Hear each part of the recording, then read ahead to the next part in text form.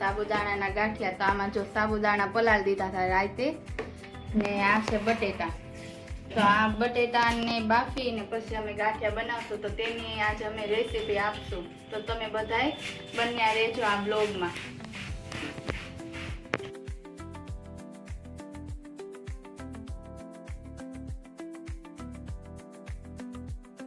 જો રાતે તો અમે આ સાબુદાણા પલાળી દીધા હતા ને, તો હવે હું જોઈ લો, મેં જોયા જ નથી કેવા છે એમ. મસ્ત થઈ ગયા છે પોચા પોચા. એટલે આને બાફવાના હોય કિરણને, આને જો અમે પછી ખીચી કરશું. જો કે આ મસ્ત થઈ ગયા છે, એટલે ફટાફટ છે.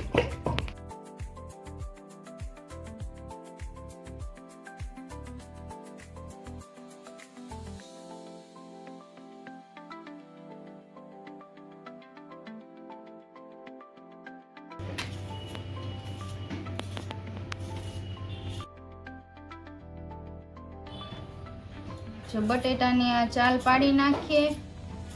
આ બધા બટેકાની ચાલ પાડવાની છે. 6 કિલો બટેટા છે ને, એમાંથી અમારે 5 કિલોના બનાવવાના છે. 5 કિલોના બનાવવાના? હા, 3 કિલોના.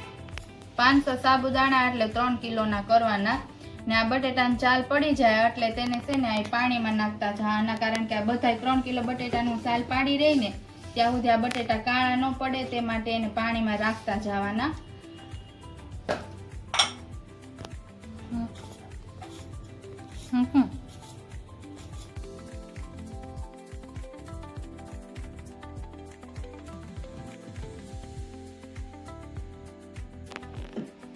જો છે ને આ પાણી બટેટાની ચાલ પડે ને ત્યાં સુધી છે ને આ પાણી મૂકજો. એટલે બટેટાની ચાલ થાય પડી જાય એટલે ત્યાં સુધીમાં પાણી ગરમ થઈ જાય. પછી આમાં છે ને બટેટા નાખીને આપણે બાફી નાખીએ.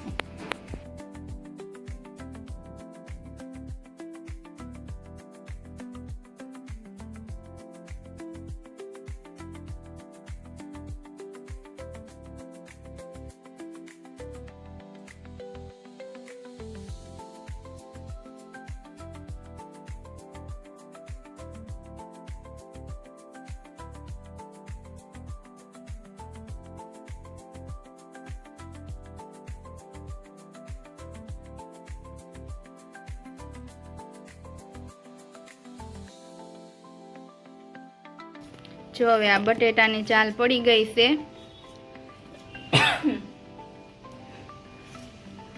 આ છેલ્લું બટેટું. આ બટેટાને આવી રીતે સુધાર નાખીએ એટલે છે ને બફાવામાં વાર ન લાગે, ફટાફટ બફાઈ જાય.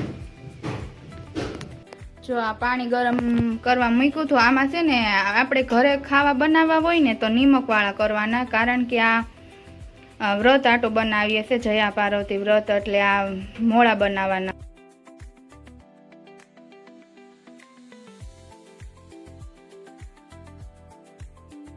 આ જો બધાય બટેકા અમે આમાં નાખી દીધા છે. હવે આને આપણે બાફી નાખશું. માતાજી મિત્રો, તો આજે જો અમે આ બ્લોગ બનાવીએ છીએ કારણ કે અમારા આજ મશીનનું કામ નથી. આજે અમે નવરા છીએ. મશીનનું કામ હોય ને એટલે અમને નવરાઈ ન મળે, એટલા માટે અમે આજે બ્લોગ બનાવ્યો છીએ. કારણ કે કિરણબેનનો વ્રત હવે આવશે એટલે તેના માટે આ ઉનાળો હવે ચાલુ, તડકો તો બહુ જ પડે છે, તો અમે ગાંઠિયા બનાવીએ છીએ નવરા છીએ એટલે તેનો બ્લોગ અમે આજે બનાવીએ છીએ. તો જો તમારો સાથ અને સહકાર મળશે તો અમે રોજે રોજ આવો ને આવો બ્લોગ અમે તમારા માટે અપલોડ કરીશું. તો તમે છે ને મારા તરફથી લાઈક, શેર અને સબસ્ક્રાઈબ જરૂર ને જરૂર કરજો.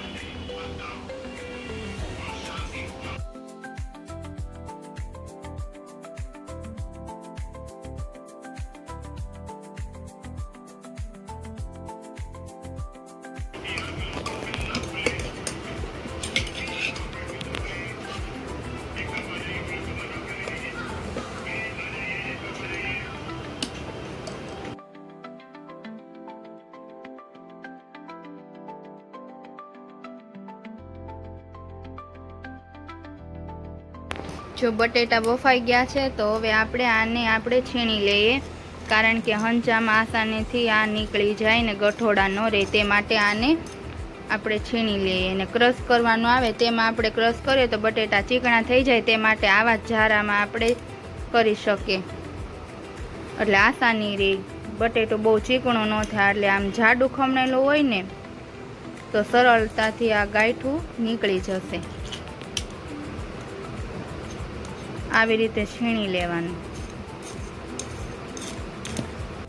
જો બટેટું આપણે છીણી લીધું છે તો હવે કરશું આપણે ખીચી.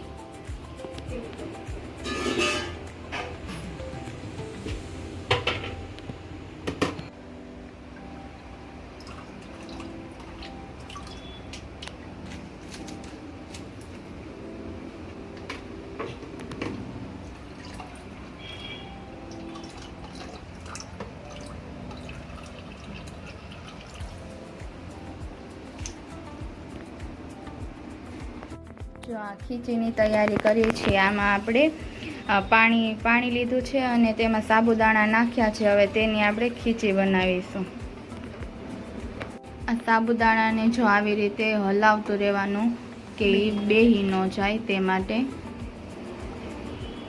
ને ગરમ પાણીમાં જ નથી નાખ્યા, સાબુદાણા હારવાર નાખી જ દીધા છે, એટલે હારોહાર બે પાણી ગરમ થઈ જાય, થોડાક સાબુદાણા ગરમ થઈ જાય. ને આવી રીતે હલાવતા રહેવું એટલે બેહી ન જાય, એ ધ્યાન રાખવું.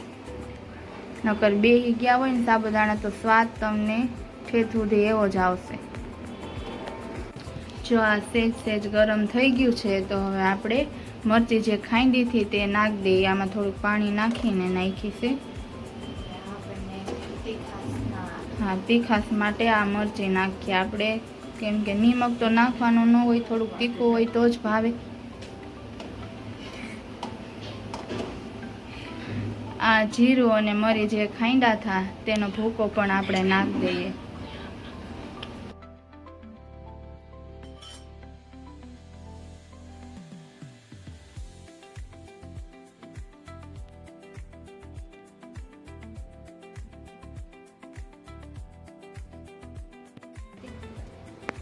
આ સ્વાદ માટે જો મરી, જીરું ને મરચી નાખી દીધું.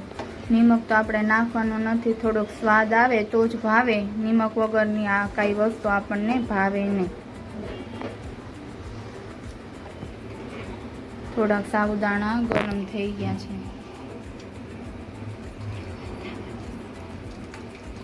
પાણી કલરના સાબુદાણા થાય ને ત્યાં સુધી આપણે એને ગરમ કરવાના છે. સાબુદાણા જો બફાઈ ગયા છે, બતાવો તો કિરણ. જો સાવ પાણી કલરના થઈ ગયા એટલે આ સાબુદાણા તૈયાર થઈ ગયા છે. હવે આમાં આપણે નાખીશું લીંબુ અને સાજીના ફૂલ.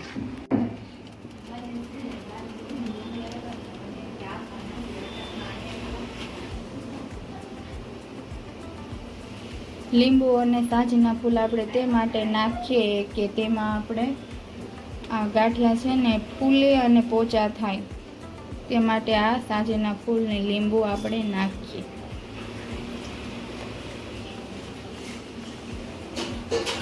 આપણે બટેટા સાબુદાણાના પાણીમાં ઉમેરશું.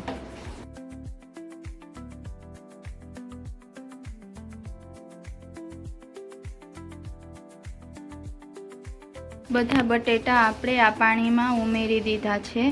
હવે તેને આપણે હરખુંથી હલાવશું અને ખીચી કરશું.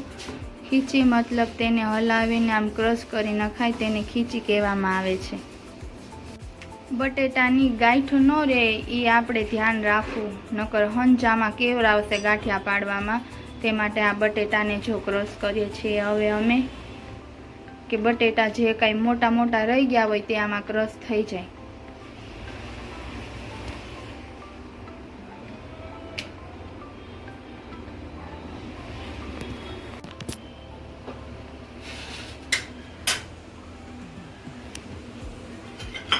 એકદમ ઘાટી થઈ ગયા. આપણે પહેલાં બનાવતા હતા ને ત્યારે પાણી જેવું હતું ને અત્યારે આપણે એકદમ ઘાટી કરી નાખી છે, એટલે આવી જ ખીચી હોય. જો કે મેં તો આ પહેલી વાર બનાવી છે. જો કે હું નથી બનાવતી, કિરણબેન જ બનાવે છે.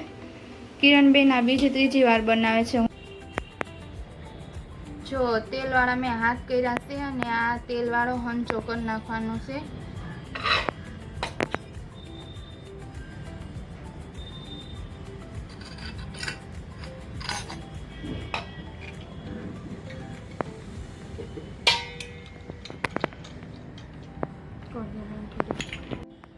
આ તેલવાળો હંચો થઈ જાય એટલે તેમાં આપણે આ ખીચી જે કરેલી છે તે ભરી લેવાની છે.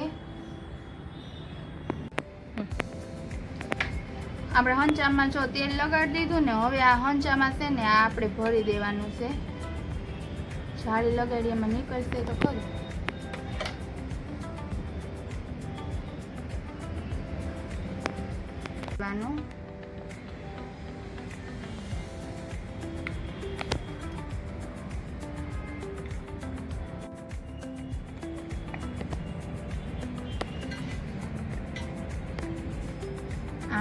જો અહીંયા અમે છે ને આ પ્લાસ્ટિકની કોથળી પાથરેલી છે. અહીંયા તમને દેખાશે નહીં પણ આ પ્લાસ્ટિકની કોથળી છે જો.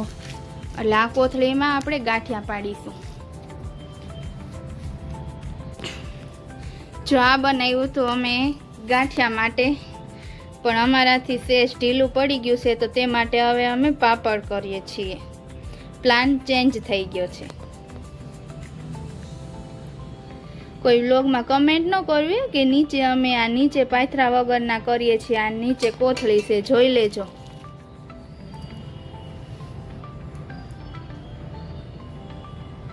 નકર અમારે એક શીતલબેન તો છે જ કોમેન્ટ કરવા માટે કે એ કાંઈ પણ ભૂલ શોધી અને કમેન્ટ તો કરશે જ. અમારે શીતલબેન ડાભી,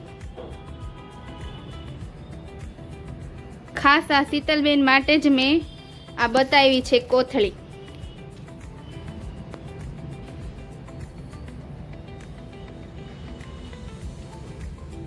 પહેલાં જો અમે ગાંઠિયા પાડવા ગયા ને તો આવું થઈ ગયું છે, એટલે અમે તે માટે આ પ્લાન ચેન્જ કરી નાખ્યો છે. તો કોઈ ખરાબ કોમેન્ટ ના કરવી. પહેલી વાર બનાવી એટલે બગડે તો સાથ સહકાર આપતા જ રહેજો બધાય.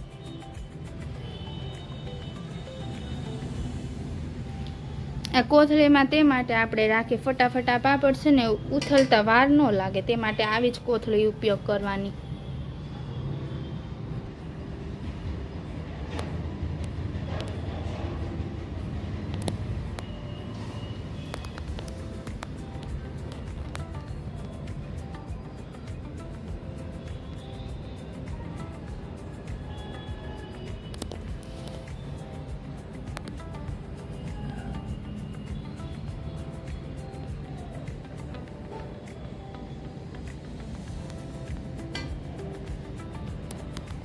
જો પાપડ બનાવતા હતા ને ત્યારે આટલો માલ આવી ગયો કે પાપડ મૂક્યા પડતા. પાપડ કિરણબેન જ બનાવે છે, તો હવે આ ડ્રેસ એટલો માલ આવી ગયો છે તો હવે આ માલ બનાવવાનો છે.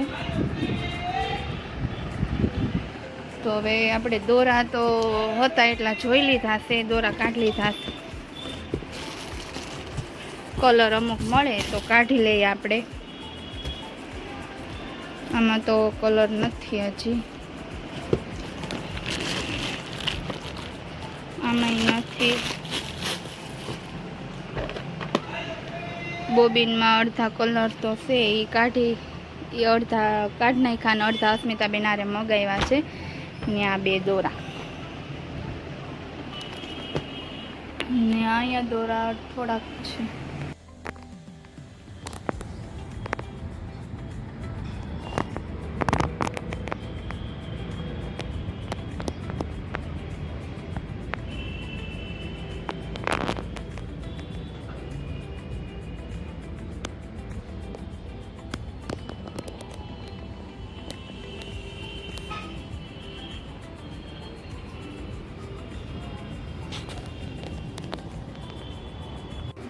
પાપડ બની ગયા, બધું બની ગયું. હવે જો શાક ને રોટલા.